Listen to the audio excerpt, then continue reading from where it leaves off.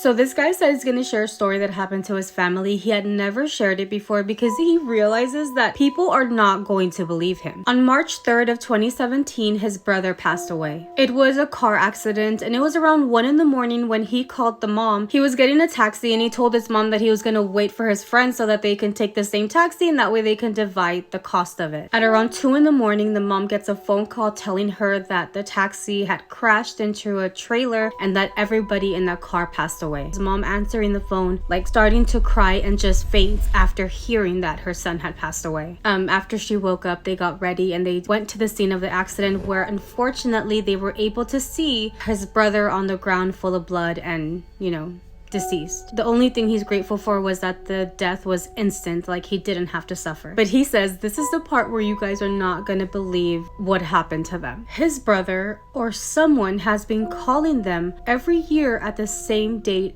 and time. In 2018, the mom answered the phone and recognized her son's voice. The mom, in shock, tells him over the phone, "Where are you, son?" And when the dad hears that, he's like, "Hang up, that is not your son." And the mom, she claims that on the phone, her son that has passed away told her, "Hey, it's me, Lauro, I'm trying to find a way home." And that's when she told him, like, where are you?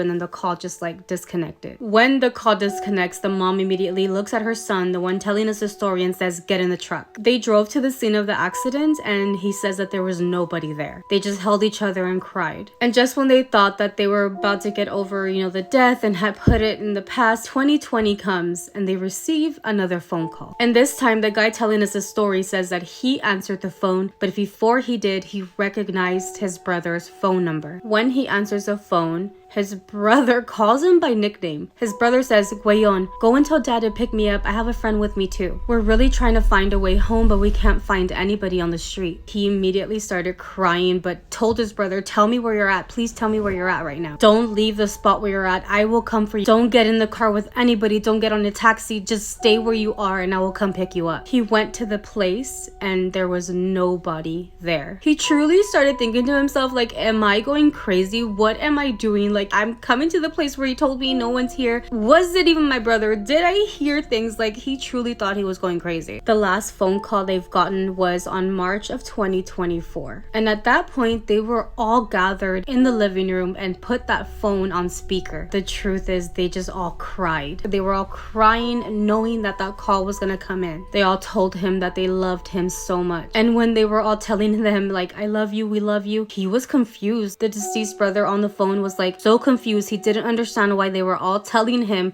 that they loved him. The mom started asking him questions that they all knew about him, confirming that it was him because he was answering everything perfectly. Because they also thought that what if it was somebody just like prank calling and playing with them. So they asked him some questions that only he would know and he was answering. He says that he will never forget his dad just crying unconsolably to the phone, but they were all able to give him their goodbyes. He will never forget that his dad told his brother, "Lauro, mijo, you don't live within us anymore. You should get some rest. Everything's gonna be okay." And after that, it was him who disconnected the phone call.